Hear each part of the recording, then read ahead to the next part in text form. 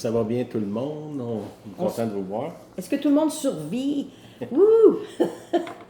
Oui, semaine 2 ou 3 là, On est dans la troisième. euh, dans le confinement. Puis on dirait que le confinement s'intensifie. Là. Euh, je vous avais dit l'autre semaine qu'il y avait une période de sevrage, là, qu'il fallait s'habituer dans le fond, un changement de vie, un peu comme quelqu'un qui arrête de prendre de la drogue ou de la boisson. Là. C'est un peu les mêmes réactions. J'espère que vous vous comportez bien dans ça, dans les changements, que vous n'êtes pas trop tough avec les gens qui vivent avec vous, vos conjoints. Donnez-vous un petit peu de répit, là, puis ça va aller bien. Je demeure convaincu que c'est le Seigneur qui permet toutes ces... Yann. Hey, Yann. c'est le Seigneur qui permet tous ces changements-là. L'arrêt, je suis convaincu que ça vient de Dieu. C'est pas Dieu qui a envoyé le virus, là. Mais ce que je veux dire, c'est que, tu sais, dans le royaume de Dieu, il n'y a rien qui se gaspille. Si aujourd'hui, tout ce qu'on fait à peu près est arrêté, là, pas tout le monde, là, il y en a qui travaillent quand même, mais même là, le travail est différent, la vie est différente, tout est en train de changer d'une façon rapide personne n'a vu venir vraiment. Là. On s'attendait, nous autres, qu'il y ait des choses, des grands bouleversements, mais à cette vitesse-là, je pensais pas. Là. Ça fait que euh, prenez le temps d'en profiter, prenez le temps avec Dieu. Puis je veux parler là-dessus. Aujourd'hui, je vais parler de Genèse 26. OK, c'est des paroles que le Seigneur m'a données samedi durant le silence. Je pense que ceux qui étaient là, je vous ai dit que je voulais pas les partager là, je voulais prendre le temps d'aller plus loin dans ça. C'est l'histoire d'Isaac. Isaac, c'est le fils d'Abraham. On va commencer au verset 12. Chapitre Genèse, chapitre 12, chapitre 26, verset 12. Okay, ça dit, Isaac sema dans ce pays, il recueillit cette année-là le centuple, car l'Éternel le bénit. Cet homme devient riche, et il alla s'enrichissant de plus en plus jusqu'à ce qu'il devienne fort riche. OK? Ça ressemble à nous autres. On est d'une place de grande bénédiction, de grande richesse, de grande abondance. Il y a, je pense qu'on peut dire, si vous vivez au Canada ou au moins en Occident, on est les enfants gâtés de l'histoire. Il n'y a jamais eu une génération qui a été aussi riche que nous autres. Je parle comme peuple. Là, c'est sûr qu'il y a eu des gens plus riches que nous personnellement là, dans l'histoire. Mais comme ensemble, comme pays, c'est jamais arrivé. On est un peu comme Isaac, dans une grande prospérité.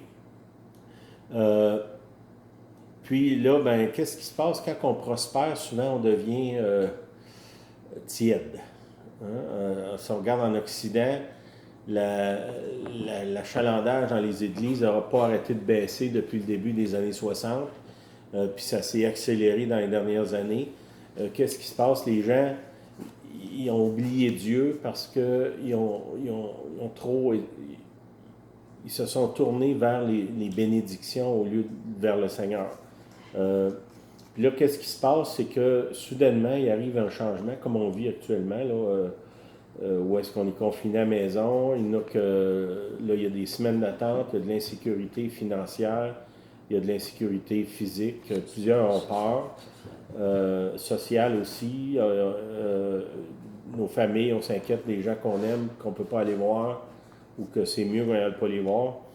Ça fait qu'on est un peu dans ce changement-là. Au verset 14, ça dit, il avait des troupeaux et menus bétail et des troupeaux de gros bétail, un grand nombre de serviteurs aussi.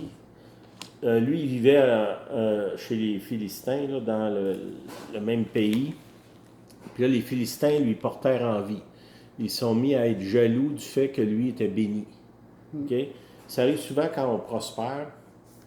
Vous remarquerez comment est-ce que la plupart des gens sont vraiment pas tendres envers les gens qui sont riches.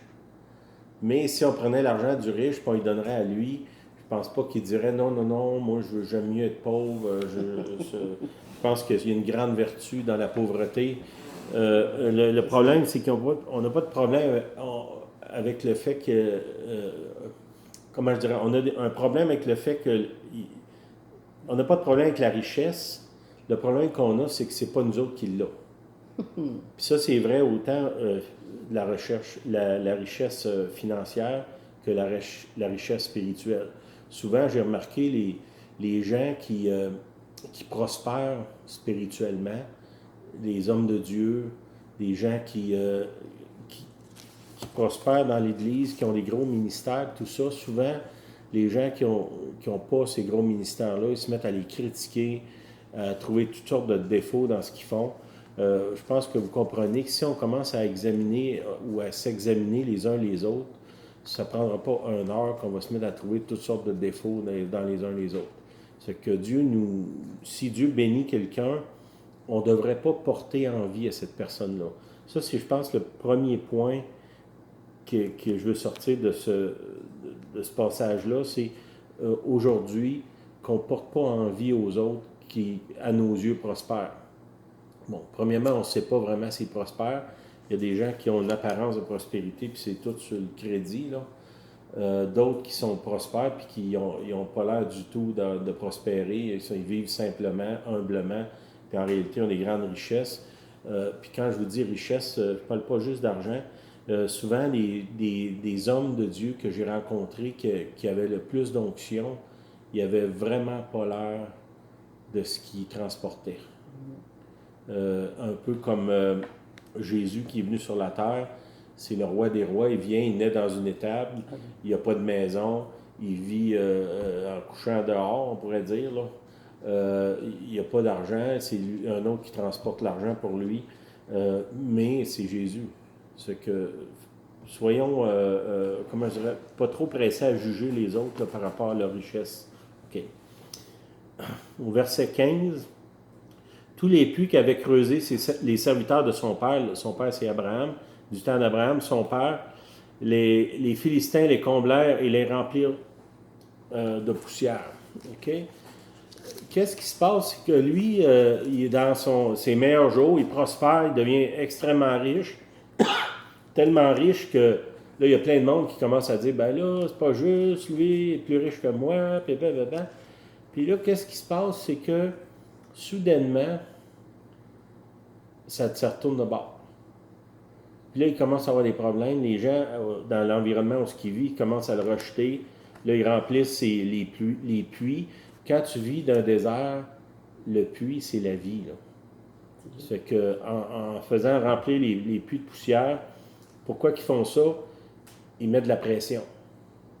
Donc, on va voir que tu sais, je ne sais pas si vous avez déjà lu dans Romains, ça dit toute chose concourt au bien de ceux qui aiment Dieu. On cite ça souvent quand quelqu'un va mal pour essayer de l'encourager, puis souvent ça les fait juste se fâcher plus. Mais toute chose concourt au bien. Okay? Ça veut dire qu'ici, lui, il ne sait pas, là, mais Dieu est en train de faire quelque chose dans sa vie au travers de ses ennemis. Ses ennemis viennent, lui, comme au-dessus de ses affaires, ça va bien. Puis là, probablement comme nous autres, quand ça va trop bien, on oublie le Seigneur, on devient tiède. Puis là, le Seigneur, qu'est-ce qu'il fait? Il met de la pression. Les autres viennent, remplissent le puits. C'est ces puits qui sont pères, ce que les autres nous ont laissé, par lequel on s'est nourri, on s'est enrichi. On s'est fait enlever. Que spirituellement, beaucoup de nous autres, on dépend de d'autres. Moi, j'ai remarqué que beaucoup de chrétiens, la seule spiritualité qu'ils ont dans la semaine, c'est quand ils vont dans une réunion. Qu'est-ce qu'ils font? Ils boivent l'eau du puits d'une autre personne. C'est ça que Jacob a fait. Jacob, il a reçu les puits de son père, il a reçu les troupeaux de son père, il a reçu des serviteurs, de la richesse, toutes sortes de biens. Puis là, il vit, dans le fond, sur la bénédiction ou sur le travail de l'autre. Puis là, quand on vit un temps de dérangement comme on vit actuellement, j'ai remarqué que souvent, ce que le Seigneur va faire, il va nous mettre de la pression parce qu'il ne veut pas qu'on arrête. L'Église, c'est un mouvement, c'est pas un monument, c'est un mouvement. C'est supposé d'avancer, de bouger. La vie chrétienne, c'est une vie. Qu'est-ce qui est vivant, ça doit marcher, ça doit avancer. OK? OK? Là, lui, probablement qu'il s'est assis un peu sur ses lauriers, puis là, il se fait enlever le travail des autres. Puis, tu sais, actuellement, à peu près toutes les églises, en tout cas, ceux qui sont légales, sont fermés, là. Ceux qui rouvrent pareil, c'est comme un affront contre la loi, là. Qu'est-ce qui se passe, c'est que les gens qui allaient boire dans le puits d'un autre, ce puits-là vient de leur être enlevé. Là, on est pris à la maison, chacun de notre côté, puis là, ma spiritualité, elle devient personnelle. Il faut que moi-même, j'aille chercher ce que Dieu a pour moi. Ça, je pense que c'est bon, là. Puis là, qu'est-ce qui se passe, c'est qu'un des chefs des Philistins, qui s'appelle Abimelech, il dit à Isaac, « Va-t'en de chez nous, car tu es beaucoup plus puissant que nous. » OK. Là, premièrement, lui, ça va bien. Tout d'un coup, il se met à remplir ses puits d'eau avec du sable. Puis après ça, ça va plus loin encore. Là, ils disent, ben là, on veut que tu t'en ailles. Là, qu'est-ce qui se passe? On est poussé en dehors de notre zone de confort. Si vous êtes chez vous cette semaine, probablement que plusieurs parmi nous, là, c'est pas votre meilleure semaine de confort de votre vie. C'est drôle parce que souvent on a dit là, pendant longtemps, si je pourrais avoir une semaine chez nous, ça me ferait du bien. Puis là, cette semaine, tout le monde veut sortir puis ils ne veulent pas rester chez eux. OK. Au verset 17, ça dit Isaac partit de là, campa dans la vallée de Guérar, où il s'établit. OK? Guérar, ça veut dire réfugié auprès d'une divinité. Divinité, ça pourrait être un Dieu, le Dieu, mais ça pourrait être d'autres choses aussi. Est-ce que dans ce qu'on vit actuellement, qu'on est bouleversé, on est poussé en dehors de notre zone de confort, on est en train de se réfugier dans le Seigneur ou se réfugier dans d'autres choses? Soit nos propres forces, notre argent, si on serait aux États-Unis, on dirait nos fusils, là. Nos biens, notre capacité.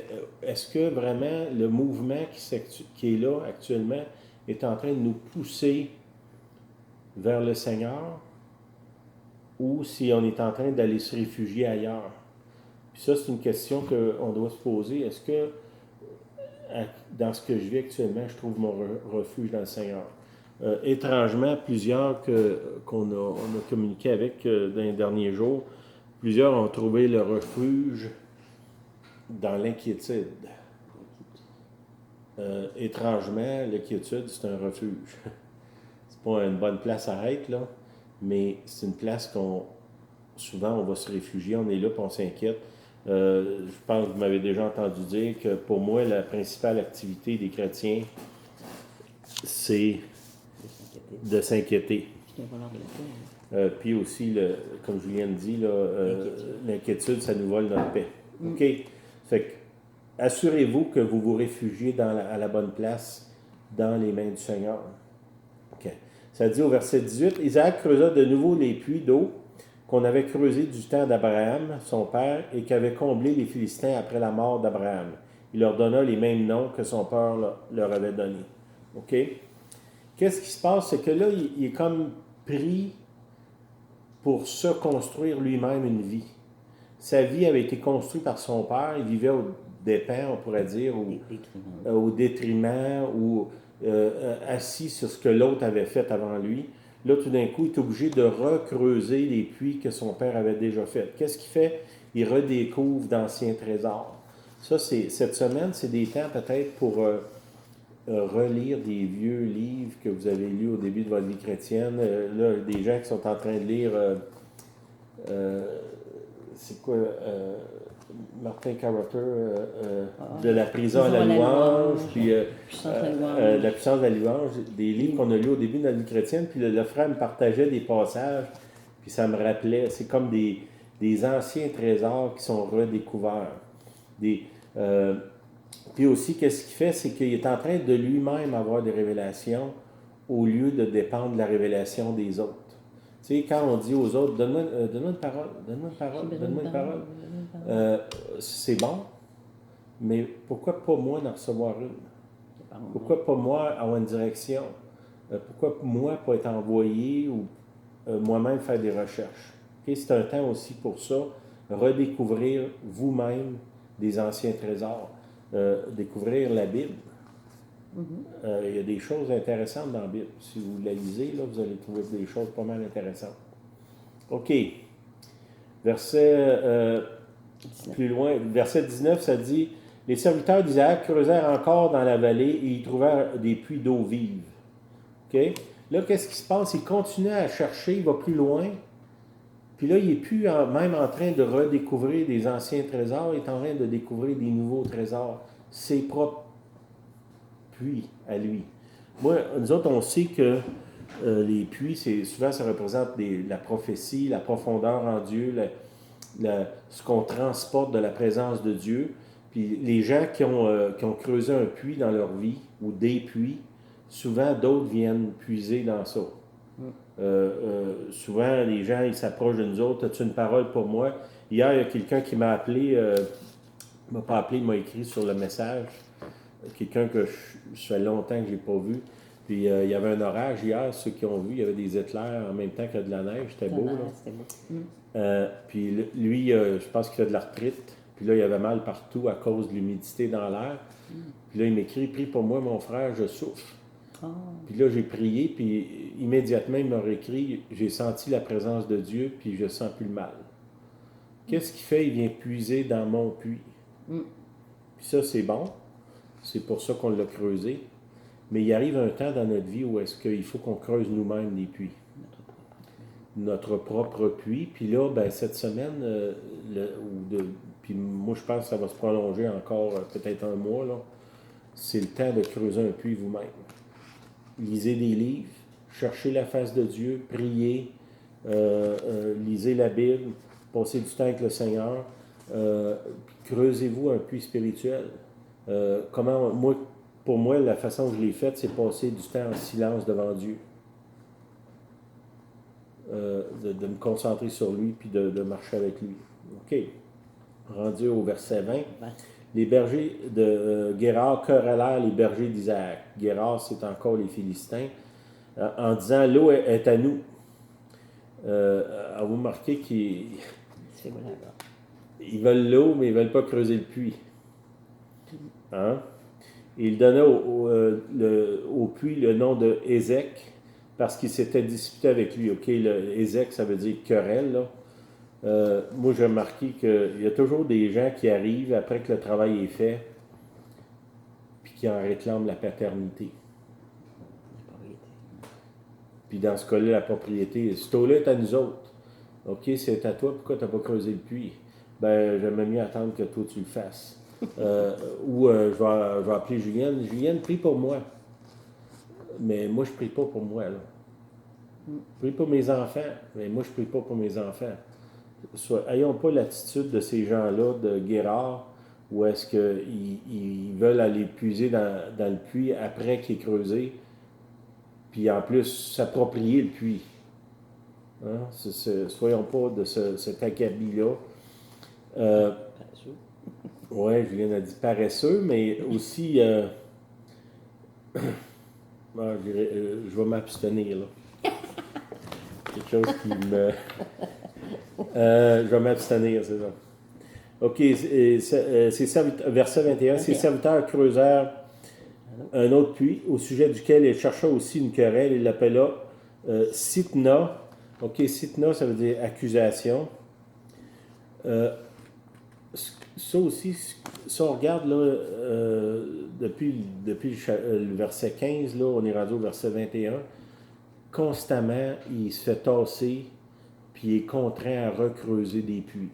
OK? Puis tu sais, dans les choses de Dieu, les gens qui obtiennent les promesses, c'est les gens qui persévèrent. Ils sont toujours en train de creuser. Si vous avez creusé un puits, puis vous vous êtes fait tasser, ben allez en creuser un autre plus loin. Vous avez fait voler, allez en creuser un autre plus loin. Puis il y a quelqu'un qui vous vole votre travail, le fruit de vos travails, allez plus loin, creuser un autre. Ne lâchez pas, continuez à avancer. Comme lui a fait. Okay? Il se fait encore tasser. Puis, c'est ça, découragez-vous pas, continuez quand même. ceux qui nous connaissent savent que moi et Julien, on a une historique de persévérance. Bien des choses qui nous manquent dans la vie, là, mais ça, c'est pas quelque chose qui nous manque. Puis, une des choses qui fait que Dieu nous a autant bénis, c'est parce qu'on a persévéré. Puis même à maintes reprises, on s'est fait voler notre travail, on s'est fait tasser, ça s'est effondré, les gens sont partis, toutes sortes de choses qui sont arrivées. On a continué quand même.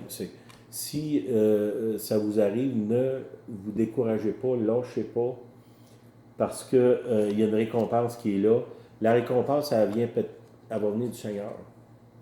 Puis dans ce que je vis là, c'est que lui, il avait reçu une récompense de son père. Là, il est en train de s'en faire une à lui-même. Il est en train de se creuser un puits pour lui-même. OK? On est rendu au verset 22. Il se transporta de là et creusa un autre puits pour lequel on ne chercha pas querelle. OK? Il l'appela Rehoboth, car dit-il, l'Éternel nous a maintenant mis au large et nous prospérerons dans le pays. OK? Là, qu'est-ce qui se passe? C'est qu'il se fait pousser. Mais ce que moi, je comprends dans ça, c'est qu'il est à une place où ce qui appartient pas, puis Dieu crée des événements pour le pousser, l'amener à où est-ce qu'il appartient. Ça dit, il a creusé un puits pour lequel on ne cherche pas querelle. Puis là, qu'est-ce que lui-même il dit? L'Éternel nous a maintenant mis au large et nous prospérerons dans ce pays. OK, si vous continuez, si vous persévérez, à un moment donné, vous allez arriver où est-ce qu'il y a un point de bascule où est-ce que tu rentres dans la volonté de Dieu, dans son plan parfait, dans sa destinée. OK, où est-ce qu'on trouve notre place, puis c'est là qu'on va prospérer. Puis souvent, dans notre cheminement, parce que Dieu a des choses à nous apprendre, on a à passer à toutes sortes de places difficiles parce que il y a un travail qui doit se faire à l'intérieur de nous, puis c'est nécessaire qu'on passe là. C'est que toutes ces étapes-là, de creuser un puits, de se faire tasser, de recreuser, ça fait partie de l'œuvre de Dieu, puis de continuer, OK? Le mot Rehoboth, ça veut dire au large, de l'espace, puis une place, OK? Comme on pourrait dire la grande place, si vous allez, je ne sais pas moi, à Montréal ou quand on va en Europe, dans les villes, il y a souvent une grande place où ils font les parades. Il est amené là, dans cette grande place-là, OK? Puis là, au verset 23, ça dit, il remonta de là à Beersheba. OK, le mot Beersheba, ça veut dire puits du serment. C'est un lieu de révélation. Si vous lisez dans l'histoire, dans la Bible, à Beersheba, il y a toutes sortes de révélations qui se passent à différentes époques. Là. OK? Au verset 24, l'Éternel lui apparut dans la nuit. OK? Là, qu'est-ce qu'il fait au début? Il est là, puis il est prospère, il est riche parce que son père avait une relation avec Dieu. Puis là, Dieu le fait bouger, il le fait avancer au travers de toutes sortes d'épreuves, du rejet, Puis là, tout d'un coup, qu'est-ce qui se passe? Il arrive à Beersheba, une place de révélation. Je pense que ceux qui sont diligents dans les semaines qu'on est là actuellement dedans, Dieu va peut-être vous pousser vers Beersheba, la place où est-ce que l'Éternel lui est apparu dans la nuit et dit, je suis le Dieu d'Abraham, ton père. OK? Tu sais, je peux pas me satisfaire, moi, de connaître Julienne puis de savoir que c'est le Dieu de Julienne. Il faut que moi, ça soit mon Dieu aussi. Parce que là, il dit, c'est le Dieu d'Abraham. C'est pas le Dieu d'Isaac. Pas encore. C'est Dieu de son père. Puis en plus, si vous avez été élevé dans l'Église, ça, c'est une étape qui doit se passer. C'est que c'est correct que votre père avait un Dieu, là, mais ça ne suffit pas. Il faut que vous soyez emmené à la place où ce que vous avez un Dieu. Quand, plus loin dans les Écritures, ça dit le Dieu d'Abraham, d'Isaac et de Jacob. Et de Sylvain et de Julienne et de Serge et de Julie et de Guy, bon, à chacun de nous. Est-ce que c'est votre Dieu ou c'est le Dieu de votre père ou le Dieu de mon pasteur? Je vais t'amener à mon pasteur, lui, là, la présence avec lui, là, quand il prie, il se passe de quoi? Oui, c'est correct ça. Mais toi, quand tu pries, il devrait se passer de quoi aussi, là? OK. On est rendu, on va voir 24, on va continuer, là, ça dit, je suis le Dieu d'Abraham ton père, ne crains point, car je suis avec toi. Il se révèle là comme son Dieu à lui, il devient le Dieu d'Isaac. Je te bénirai, je multiplierai ta postérité à cause d'Abraham, mon serviteur. OK? Puis là, ça dit, au verset 25, il bâtit là un autel, invoqua le nom de l'Éternel et il dressa sa tente, et serviteur d'Isaac, ils creusèrent un puits. OK? Là, regardez, il y a une différence, là, parce que là, il est à une place, il est à Beersheba. Le Seigneur s'est révélé à lui. C'est la première place qui dit, il dressa là sa tente. Sa tente est dressée, il y a un autel, puis il creuse un puits. Il est chez eux. Il est à la maison du Père. C'est là qu'il est. OK? Puis là, ça dit, Abimelech vint de Guérar auprès de lui avec Azus, son ami, et Picol, chef de son armée. Isaac leur dit, pourquoi venez-vous vers moi, puisque vous me haïssez et que vous m'avez renvoyé de chez vous? OK, ça, c'est les gens qui l'ont poussé, qui ont volé ses puits, qui ont rempli les puits de terre. Là, ils viennent le voir. Puis regardez ce qu'ils disent. Ils disent, nous voyons que l'Éternel est avec toi. OK? Et là, il voit une différence. Pourquoi qu'avant ça, il ne voyait pas? Il voyait un homme riche. Là, tout d'un coup, il voit un homme de Dieu. Il voit que Dieu est avec lui. Au verset 28, c'est pourquoi nous disons qu'il y a un serment entre nous et toi, et que nous fassions alliance avec toi. OK? Là, lui, il est béni de Dieu, puis là, eux autres, ils arrivent et disent, non, on veut faire alliance, on veut, dans le fond, on va être béni comme toi, mais on ne veut pas creuser de puits, là. On veut juste être béni. OK. Là, il continue au verset 29, il dit, jure que tu ne nous feras aucun mal. Là, il commence à avoir peur de lui, de même que nous ne t'avons point maltraité. Peut-être qu'il exagère un peu, là. Il dit, nous autres, on t'a rien fait de mal, là. Non, vous m'avez rien fait de mal. Pas sûr. Pas vous autres qui m'a chassé, puis qui a volé mes puits, qui a rempli les puits de sable. C'est pas vous autres, ça? Ouais. Non, nous autres, on voulait juste te faire du bien, là. Nous t'avons fait seulement du bien. Il continue en disant ça, même. Et que nous t'avons laissé partir en paix. Hein? Ils l'ont pas laissé partir, ils l'ont chassé. Tu es maintenant béni de l'Éternel. Dans le fond, eux autres, ça a été l'instrument de Dieu pour le pousser vers Dieu. Lui, probablement, quand il se faisait tasser, puis rejeter, puis persécuter, il ne voyait pas. Mais là, il est en train de voir que Dieu est là avec lui, puis il pousse vers Dieu. Là. Puis là, ces gens-là qui l'ont rejeté, ils demandent une alliance avec lui. OK? Qu'est-ce qu'Isaac fait? Au verset 30, ça dit, Isaac leur fit un festin et ils mangèrent et burent. OK? Malgré qu'ils ont menti puis qu'ils l'ont volé, lui il est là, puis qu'est-ce qu'il fait? Il est en train de les bénir finalement, puis de les servir même. OK? Qu'est-ce qu'il fait à ce moment-là? Il met en pratique le Notre Père. Qu'est-ce que ça dit dans Notre Père? Pardonne-nous comme nous pardonnons à ceux qui nous ont offensés. OK?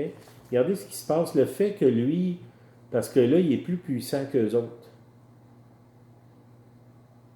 Qu'est-ce qu'il fait? Il est béni. Il a le pouvoir de les détruire, mais qu'est-ce qu'il fait? Il est béni. Puis regardez ce que Dieu fait pour lui. Ils se levèrent de bon matin, au verset 31, ils se levèrent de bon matin, ils se lièrent l'un à l'autre par un serment. Isaac les laissa partir et ils le quittèrent en paix. Okay? Il est béni, il laisse partir, il ne tient pas rigueur de même de leur dernier mensonge, là, qui ont dit on t'a rien fait de mal. Il ne tient même pas rigueur de ça. Il fait une alliance avec eux autres. Puis regardez au verset 32, ce même jour, les serviteurs d'Isaac vinrent lui parler du puits qu'il creusait et lui dirent, nous avons trouvé de l'eau. Et il l'appela Shiba. OK, c'est Shiba, c'est Beersheba. Puis regardez, si je retourne en arrière, au verset 25, ça dit qu'il bâtit là un hôtel. Il y a un hôtel. il a mis sa tente, puis il creuse un puits. Il n'est pas d'accord. Au verset 32, il trouve de l'eau. Tout, c'est des étapes, dans le fond, de notre vie que Dieu nous amène d'un endroit à un autre, d'une place de bénédiction, où est-ce qu'on va pouvoir planter notre tente, avoir un hôtel. L'hôtel, ça parle de relation avec lui, là. Puis, il va y avoir de l'eau. De l'eau pour nous-mêmes, mais aussi pour les autres. L'eau qui vient d'un puits que Dieu a permis que l'eau monte dedans pour pouvoir servir nous-mêmes et servir les gens à qui on aime. OK? C'est pourquoi on donna, au verset 33, je vais finir avec ça, c'est pourquoi on a donné à la ville le nom de Beersheba jusqu'à ce jour. OK, je veux prier. Seigneur, tu nous amènes aujourd'hui dans des temps de bouleversement, de grandes transformations. Plusieurs parmi nous, on se sent rejeté, on se sent poussé en dehors de notre zone de confort. On se sent aussi attaqué. Les ressources semblent nous manquer. On a l'impression qu'il y a des gens qui remplissent de sable nos puits dans lesquels on puisait. Seigneur, je te prie que tu nous gardes notre focus sur toi. Puis que dans ce qu'on vit actuellement, ça ne nous éloigne pas de toi, mais plutôt que ça nous rapproche de toi. Qu'on prenne le temps qu'on a actuellement, où est-ce qu'il n'y a presque plus aucune distraction, pour te chercher ta face, s'aligner vers Beersheba, notre Beersheba personnel, puis qu'on puisse trouver, Seigneur, une place où planter notre tente, où est-ce qu'on va se sentir chez nous, là où tu nous appelles, une place où on va avoir un hôtel, qu'on va pouvoir te servir, une place aussi où il va y avoir de l'eau pour se rafraîchir puis rafraîchir les gens autour de nous. Père, dans le nom de Jésus, je prie. Amen. Amen.